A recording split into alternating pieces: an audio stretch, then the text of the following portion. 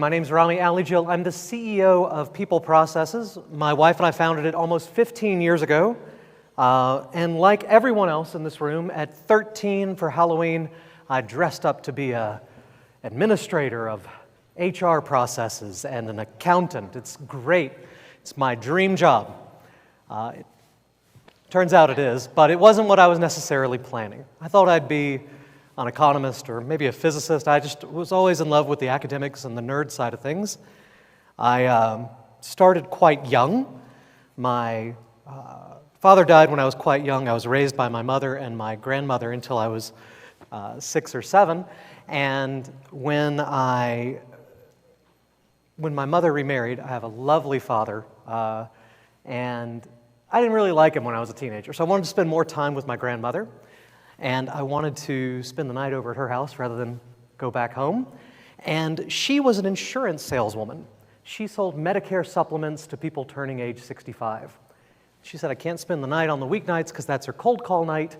And I said, oh, I can do that. Let me cold call for you, Gran, as long as I get the hell out of this house. So that was my start in entrepreneurship. It turns out, by the way, if you're ever interested in the side business, if you're a 13-year-old, calling people turning 65 and asking if they will meet with your grandmother about Medicare, money. Right? I mean, they picked up the phone. They were like, your grandmother? I'm like, yeah, that was the start of my business empire. It worked for a 13-year-old. I did that for a while. I mowed lawns for a while. I went to college and got degrees in economics, focusing in on this very nerdy idea of where you spend your money, on how you make these decisions when you have limited resources, specifically this world of labor economics. When I got out, I started a company with my high school sweetheart, who was my wife at that time, and we worked in this employee benefits space, this place of you have a certain amount of money. All of you have some sort of labor budget. It's probably wrong, but you have one.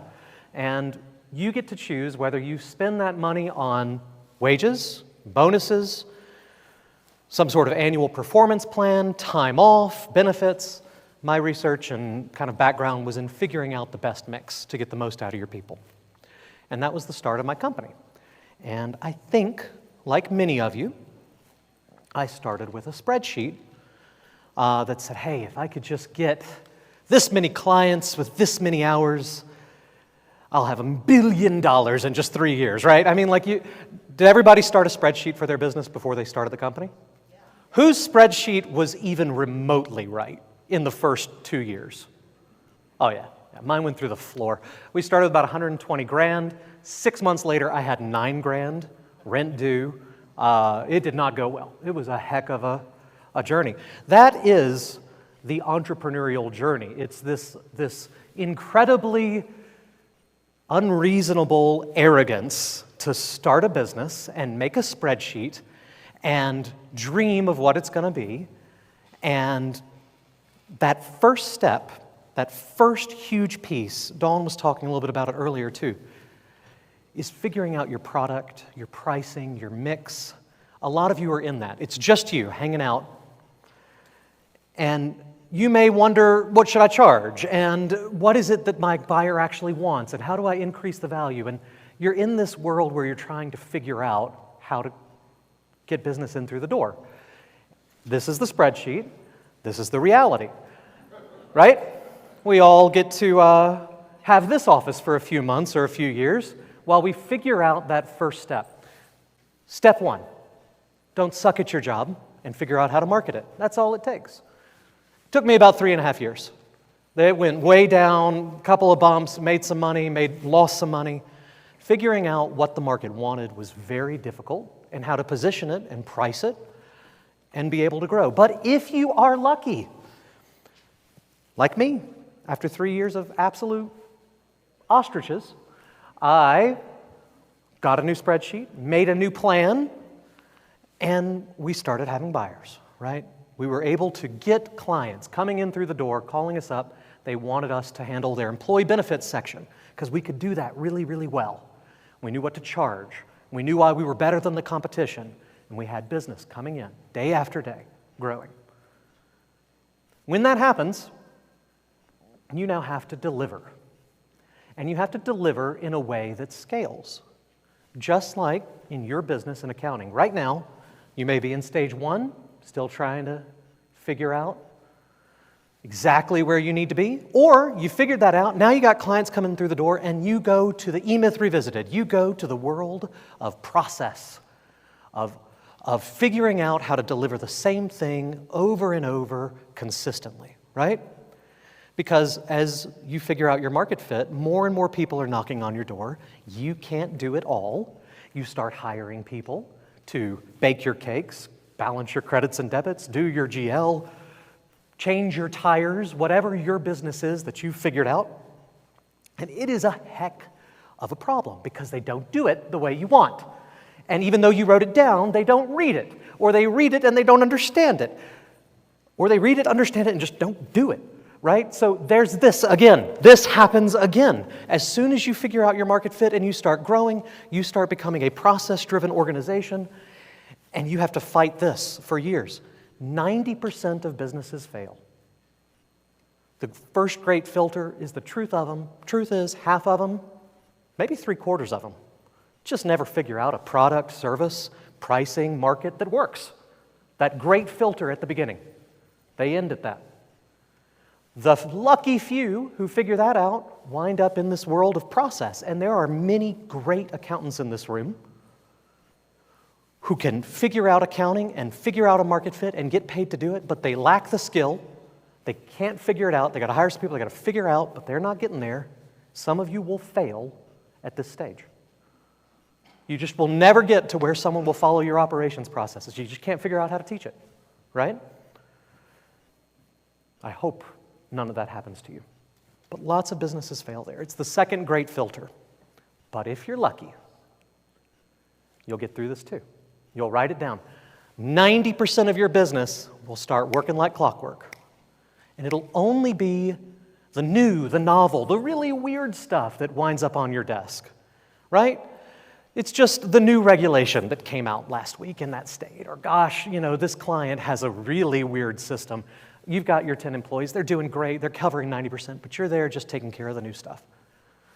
Let me ask a question to the audience. Who here has more than 5 employees? Okay. Who's more in the 0 employees? Great. Okay, I just want to know where to put this. There you are at your 0. You're figuring out how to scale up. You get that figured out, you start doing your processes. Now you're left with just the novel. You feel good. You feel great. We're back to our calm office. Everything's taken care of. You start growing again, though. Now you have a repeatable, scalable business that people want, that's priced appropriately, that makes you profit. And the floodgates open. And you know what happens? The new and the novel happen every day. 10 times a day, 100 times a day, 10 times an hour. In my business, we went from doing benefits to doing benefits in 50 states, to adding a payroll company because we wanted that data and we realized we could do the payroll for less than the cost of us figuring out the payroll after they screwed it up when we're trying to do these things. And then we said, we're doing payroll and benefits, and now they asked us for HR services because we're helping them figure out how to attract and retain talent on the benefits side, and we're getting them paid, and they're coming to me and saying, well, what is that job description? And why should they be salaried or hourly? And how's our compliance? And I'm like, I don't know. It required we grow into that. And now we have broad services over 50 states with new client types, new regulatory environments every day. This is gentle when you get to that size. And you're just dealing with the novel. The next stage is your people processes. You start in the world of the technician. There you are, you're the accountant. I change tires. I do bookkeeping. And that, until you figure out how to do that profitably, in such a way people want, you're stuck there. A lot of people are going to fail there. Hopefully not the people in this room. Keep pushing, work through that, find your market fit, and you will become the process builder. I figure out how tires get changed. I design the systems to run a great accounting firm.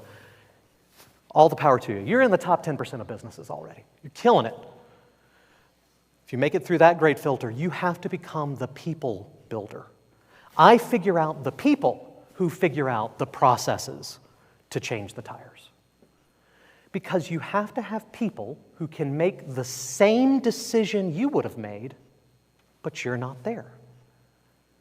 That's the ultimate process. The ultimate process is not any deliverable, it's the creation of people who can create that deliverable.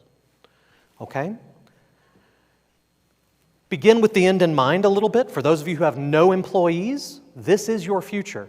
If you do like I do, it'll probably take you 15 years to figure all this out, because you have to run into every wall, every flaming ostrich, and have your office descend into chaos, and only then will you figure out the next step.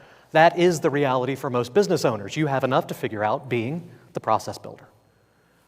But put it in the back of your head, because people are your organization. That's it. Anyone else can pick up your process. You just talk to an AI guy who can write all of your business processes in an afternoon, right?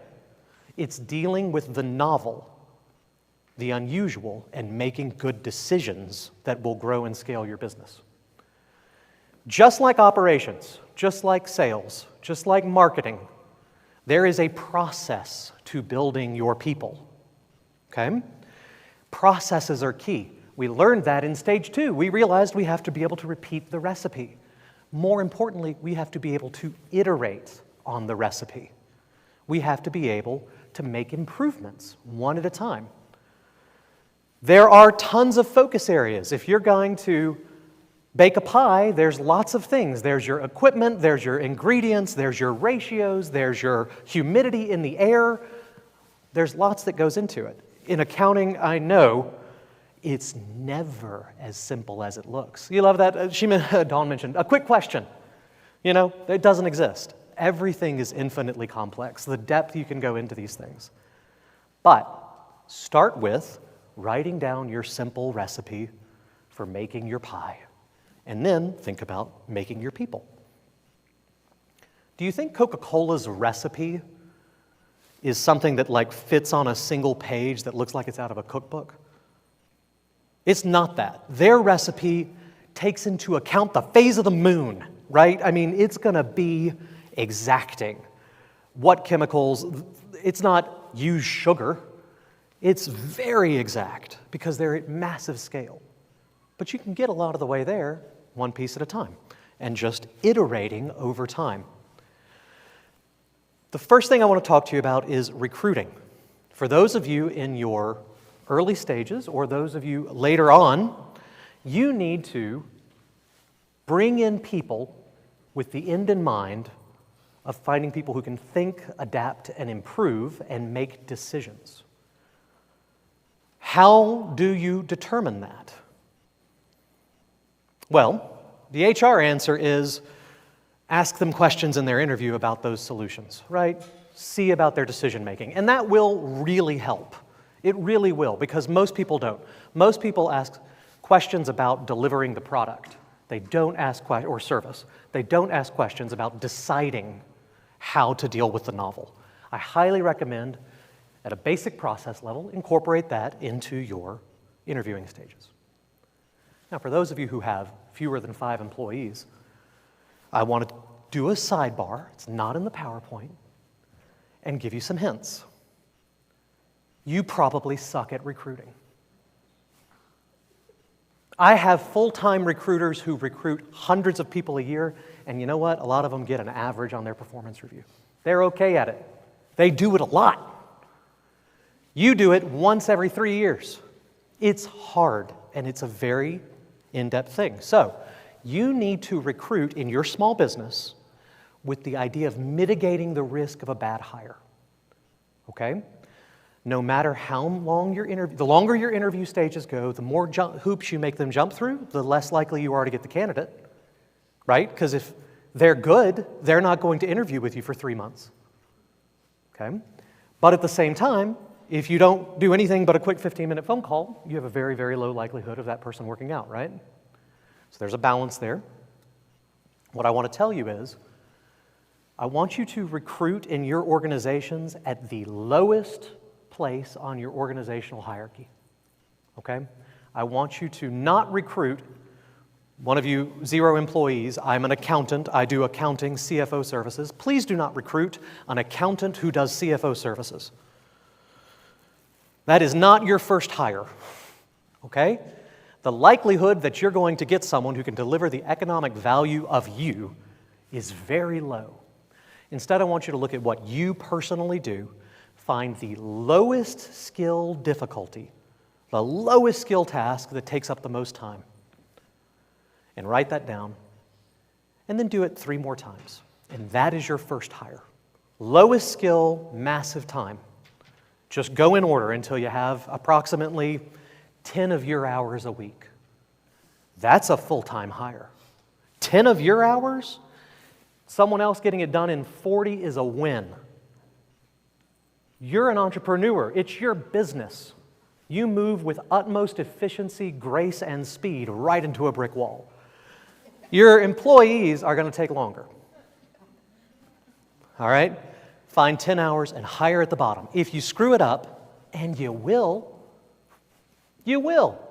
half the time you're going to hire someone wrong, even if you're great at it. Google lets 20% of Google's hires. They have more money than all of us in this room combined. They can recruit straight out of Harvard.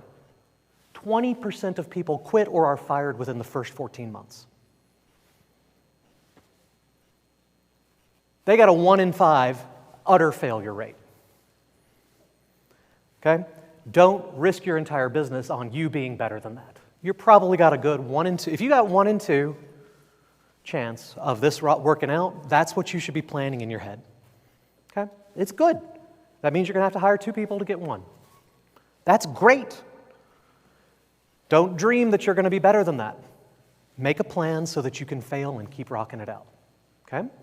Now, how do we actually make those people that we're going to recruit, hopefully at the lowest level possible, be good decision makers, not just follow? Well, here's a key thought. What do you think the most common reason someone is fired for is? What is the number one thing that causes people to get fired? Any guesses? Attitude. Thank you. That's exactly it. It's actually behavior. We call it that. 80% of terminations are because of behaviors, not skills.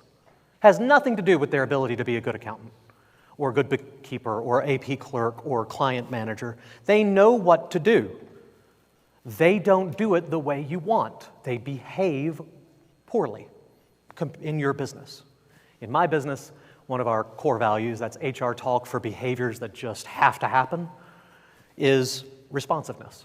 We work remote. If I message you in our Google chat and you don't answer in 2 minutes, you better be on fire.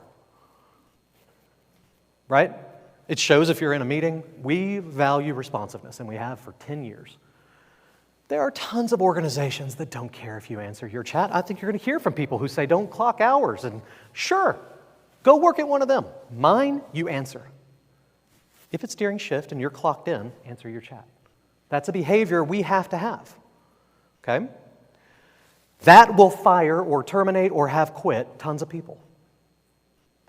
I can tell whether they're responsive when their job is to open the mail. I can tell whether they're responsive if their job is to just do some transaction sorting in QuickBooks every day. The most basic, how you do anything is how you do everything. So again, when you're hiring, hire at the lowest skill. You will find still 4 out of 5 failures are because of behavior, but at least you've lost it on someone who opens the mail, not someone who opens the client relationship, right? Does that make sense? That you can judge behavior based on how they do anything, pretty much, and that's why you want to hire low? No sense? A little bit? Okay. When you bring them on, you need to teach them the why of what you do, not just the how. Bad onboarding focuses on a bunch of paperwork. Good onboarding shows how the role connects to the company's bigger mission. For example, in our onboarding, and in this case, the example is Southwest Airlines, they have 2-day direct onboarding, full-day class, okay? They spend an entire day on discretionary action, is what they call it. And that's where, at Southwest, all employees, even baggage handlers, which rarely interact, have discretionary budgets to satisfy clients. Okay? And they talk about the guiding philosophies and principles, how you can make decisions. At your desk agent, in your companies, your customer service rep who answers the phone and resets passwords should have discretionary authority over many things to satisfy the client. And that's where the whys come in. If you can teach someone the whys of your business, why you do what you do, they can make great decisions.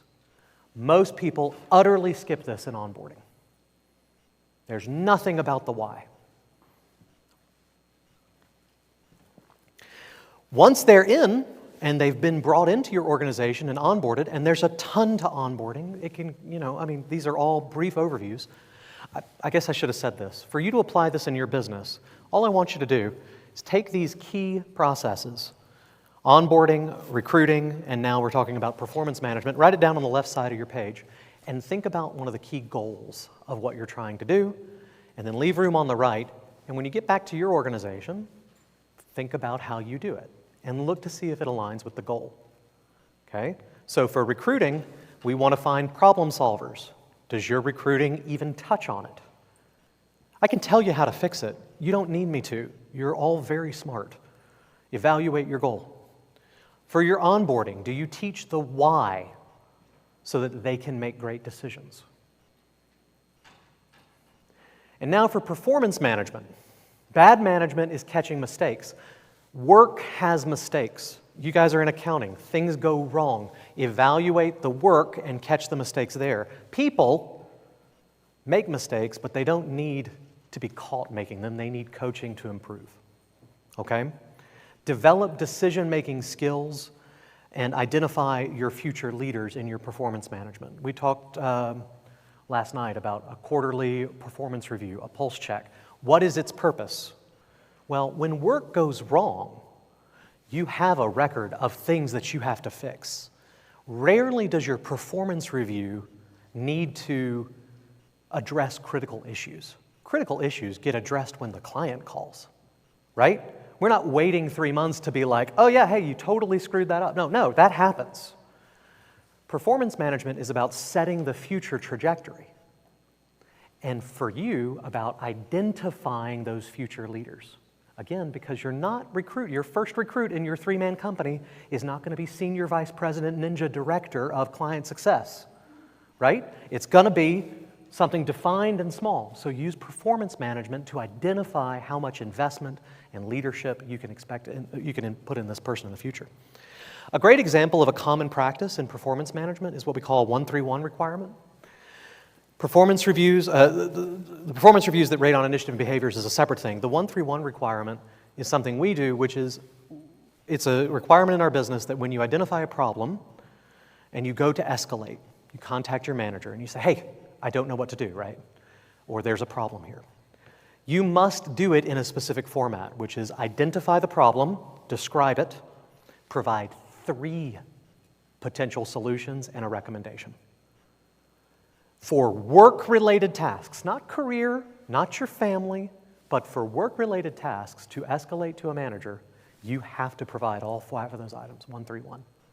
And your ability to adhere to that and how good they are is one of the key things we look at in your performance review. Makes the management job a lot easier.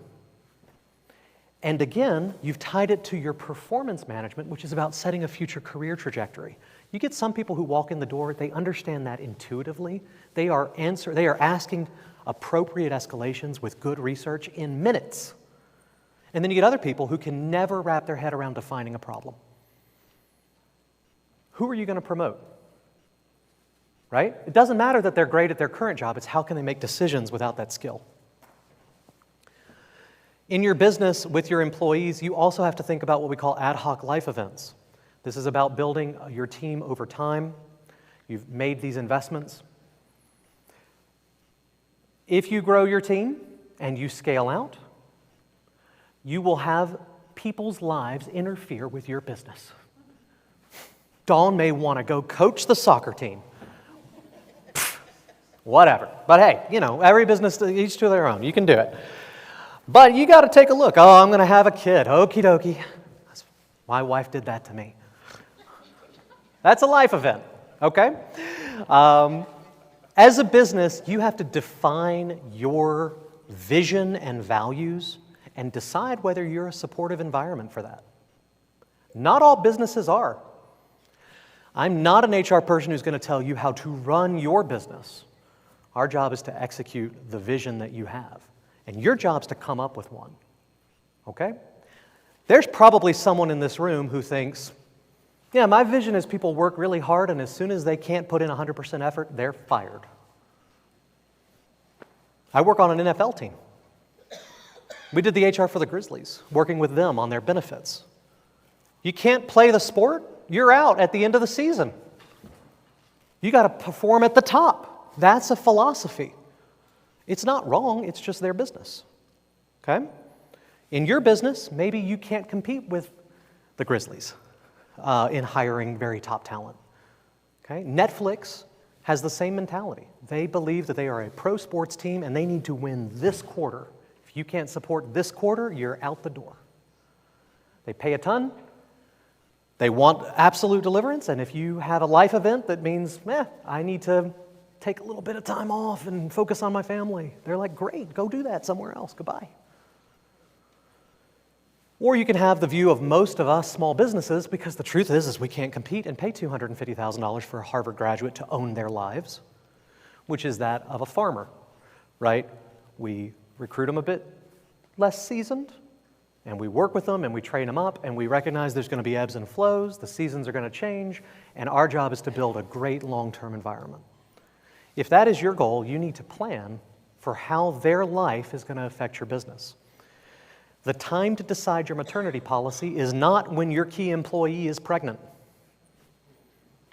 Do it before, okay? So take a minute, look at your ad hoc life events. Think about them. Moving, marriage, divorce, having a kid, spouse losing their job. Kids needing to change schools is one that we added to our list. Do you have a plan? How will your business survive when that has to happen, and how will you reward or encourage it? And maybe acknowledge it with a card if you just want to go wild with the HR.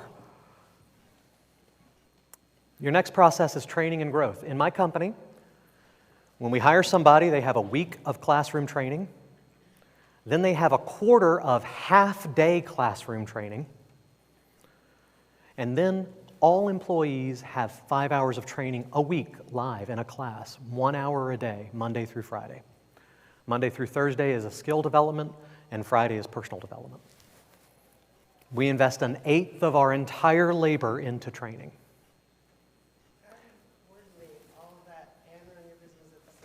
I have 4 full-time trainers led by a training manager. Yeah. It's crazy. It's insane. This started with my wife and my mother. I didn't get training time paid, but it's cheaper for me to train them. Look at the comic. What if I invest in an employee and they leave? What if you don't and they stay? Okay? Training is cheap. The ability for someone to come into my company, they've got a degree in HR or psychology, or they've done a little bit of HR work, they come to us in a quarter at the end of this. This is great training. At the end of a quarter, they get their core certification, or they're fired. By the way, we lose about 30% of the people we hire in the first 3 months. Yeah. And by lose, I mean about half of them quit and half of them are fired. We work really hard. May not be the business you want, but the key here is that we provide very directed training, lots of opportunities for failure and success very early, and when they get that final certification, they get a 10% raise from when they were hired 3 months in. Okay? We've tied that to their identity. After that, we have 6 more specializations. Each one takes about a quarter. If they rock it out, they can get it all done in about 1 year and 3 quarters from hire date. Each one of those is a 10% raise. Most people don't do it that quick. It normally takes about 3 years to go from new hire to a fully certified associate. That means they have specializations in all those, and that's 4 hours a week of training. It's a huge amount of money. But just imagine in your business if you had 6 quarterly, an hour a day trainings going deep into a core facet of your business. Some of you have had an employee who've been with you for more than 1.5 years or 2 years. How skilled are they? Some of them are superstars, right? Most of them are average. At least half of them are below average, okay? That's life. Training is an amazing return on your time and investment. I also have a hint. If you pay 40% less than your competitors, you will likely have high turnover and difficulty recruiting. This is life. You, as the business owner, got to figure out phase 1, where people were willing to pay you for a product or service that's good. It will go great for you if you can do that. Then you hire people to do it, and you need to take a look at what your competitors are. You don't determine how much you charge. The market does, right? In the end, your services, you package them, you add value so that the market will reward you more. Guess what? You don't actually get to pick what you pay for talent either. The market does. Google gets to hire, and they're going to hire some of the people you wish you could have hired. They're going to pay more. They won the war. This is a war for talent. Benefits and compensation is my background and where I love spending my time, but at the company level, it's a core part because we have clients come to us all the time and they say, gosh, I just can't ever get anybody to work here, or when I do, they don't last long. And then we look at it and look, they're paying 40% under what their competitors are paying. You're a small accounting firm and you're paying $40,000 a year for a college graduate, and they could go work somewhere else for 70. That's part of, they're not crazy. If someone would pay you twice as much, you'd drop one client to hire the other one. You need to look at your paycheck and all of the pieces. If you let people work from home on a flexible schedule, that's compensation. That's money. That's a lot of help compared to people who don't. If you provide outstanding medical insurance, lots of leave, all these pieces, that's great. That's compensation, okay? I also highly recommend thinking about variable compensation. Just another side note, write this one down. It's not a key one. Variable comp. Everyone in your organization should have some aspect of variable compensation. You do. Ever get a new client and have your associate roll their eyes because, God, it's more work? You didn't align their incentives. I can talk a lot about this particular piece, but I just want you to look at your compensation and benefits and think about the goal, which is to attract and retain talent in the long term and incentivize the behaviors you want. Does your compensation do that? There's a lot to fix, but just take a look. You will immediately go, oh my gosh, no. A couple quick little sidebars on that. In general, variable compensation needs to be at least 8.5% of total pay, or it does not affect behavior. So if you're looking at putting in a performance incentive plan of some point, bare minimum is about 8.5, otherwise it's just not worth it. Try not to have cliffs in your compensation plans so that if they're not gonna make it, they get nothing, because that means once they're halfway through whatever it is and realize they're not gonna make the goal, they stop working. And finally, a car salesman at a car dealership is about 50% variable comp. They get a salary and they can double their salary when they sell cars. That's at a Toyota dealership. Don't do more than half. Unless, you know what I'm saying? Like, that's a lot. That's a car salesman. Somewhere between that 8.5% and 50% is what you're targeting. I can talk all about that. If you want to come by the booth, I'll be happy to help you figure those pieces out. Finally, the last key people process is offboarding. That's firing people. We're not getting out of this alive. Everybody will leave their job one day. It's a process. They'll quit, they'll die, they'll get disabled. That's pretty much it, or they'll fired, right? Offboarding is a really important process because One, it creates enemies. Some of my clients have fired more people than they've ever had clients, right? They're like I have a equipment distribution company, makes big giant equipment. They've only had like 12 people buy from them in all of their company history. Okay? Big companies, these are big, $1 million, $500,000 machines. They've fired like 400 people. I just don't want that many people angry at me over the years, right? That's bad karma. You go put up a Google review ad, and there are 400 people who hate you and 12 who absolutely love you, the ones who matter. But it happens. So think about your investment in the reputation of the people you fire. As you grow and scale, you may very well have more employees come through your door than any other thing, including clients. Some key notes on this. Not just the employee, but your remaining employees are hugely affected by termination. When you fire somebody or they quit, it really hurts your existing team. So the goal of offboarding is, number one, don't get sued, stay out of jail. All of these, you can add that at the top of your goal list, just throwing it out there, but I'm going to call that, if you need help on that, let me know. The goal with offboarding is that your existing team, the team that remains, goes, that's fair, probably would have done the same thing. Right? I don't have to worry about my job. He didn't fire that person because they needed the money. They fired that person because I'm so glad they fired that person, right? So your offboarding processes need to incorporate that. Key hint, severance packages are a really big part of that. They keep your reputation, they don't cost that much, and they are an investment in your existing staff because they feel protected and taken care of. Just a side note, something you can research. Ask the AI, they got great ones, or ask me. Feel free to message. So, when you think about your journey, your competitive advantage is your people. It's not your product, it's not your processes, it's your people. For those of you who have no employees, I cannot encourage you enough to expand into the world of labor leverage, which means hiring people. You often wind up in a situation at each of those great filters, at each one of those offices on fire, where if you don't pass through it, you are dead. You will stay there forever. So if it's just you need to work on your product, you need to work on your pricing, your market, and start getting money through the door. I understand that. Probably don't hire somebody you can't afford.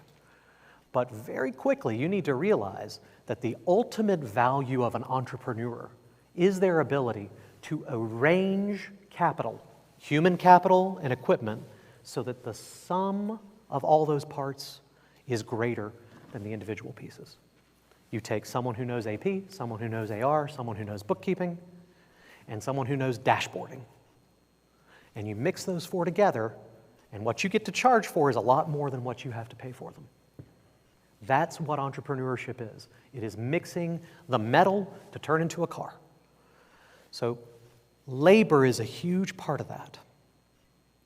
So I just want to encourage you to think hard about where that needs to be. If you're not there yet, it's okay. But if you're ready to embark on that, let me know. My company's out there, people, processes. We do HR for other companies, normally larger companies, more than 10 employees, something like that. So a lot of our accountants that we work with don't have that. We are there as their resource and their referral partner. So I'm not trying to sell you anything except to get ready to scale and grow your company and let us know if you need help on your HR as an advisory service. Anyone have any questions about some of these processes we went over? Yes, ma'am. My question was about something that was on that slide that you were just at that you put down. You have on there, people will kill or die for a colored ribbon. Ha ha. That goes over to training. It's very important to incorporate your training into identity. You do not train to cover a skill. You train to get a ribbon. I know it's really silly, but it's a really important concept because people all throughout history have killed and died for a colored ribbon. That's what the military does. I was a Boy Scout. It wasn't a good one. It was a very bad one, actually. But still, a merit badge was a cool thing. It's not about a silly certificate. It's actually about tying it to a core part of their identity. They should peacock when a new employee comes in and they've got their core cert and they meet Jeff, and Jeff's like, well, I do have all 5 of mine. Like, it's a thing. So make sure when you're incorporating training to think about those items. That's all my time today. Come see me at the booth. Thank you.